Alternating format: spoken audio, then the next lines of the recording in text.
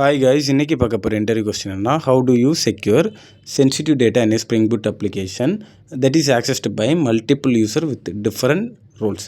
So நம்மக்கிட்ட ஒரு சென்சிட்டிவான டேட்டா இருக்குது, like DB credential, user name, password, some keys related datas இருக்குது. ஸோ அது எல்லாமே பை டிஃபால்ட் ஸ்ப்ரிங்கில் வந்து ஸ்ப்ரிங் கிளவுட் கான்ஃபிக் சர்வர் இருக்குது.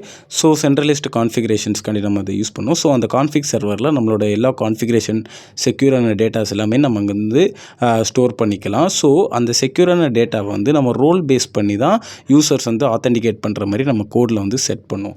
ஸோ இது ஒன்லி ஒன் டைம் கான்ஃபிகரேஷனை தான் இண்டஸ்ட்ரியில் யூஸ் பண்ணுவாங்க. ஸோ ரோல் பேஸ் பண்ணி எப்படி ஆத்தென்டிகேட் பண்ணுறது?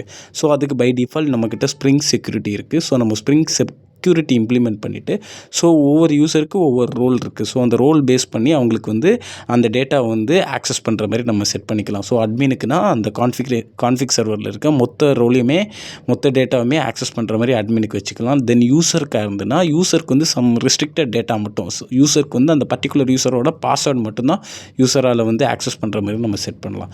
ஸோ இந்த மாதிரி தான் நம்ம ஸ்ப்ரிங் கிளவுட் கான்ஃபிக் சர்வரை சென்ட்ரலைஸ்ட் கான்ஃபிகரேஷனுக்காண்டியும், ஸோ இந்த ரோல் பேஸ் பண்ணி ஆத்தென்டிகேட்டுக்காண்டி நம்ம ஸ்ப்ரிங் செக்யூரிட்டியும் யூஸ் பண்ணுறோம். கைஸ், வீடியோ பிடிச்சிருந்தால் லைக், ஃபாலோ பண்ணிவிட்டு உங்கள் ஃப்ரெண்டுக்கு ஷேர் பண்ணுங்கள். இன்னும் டீட்டெயில்டாக வேணுன்னா கமெண்ட்டில் கேளுங்க.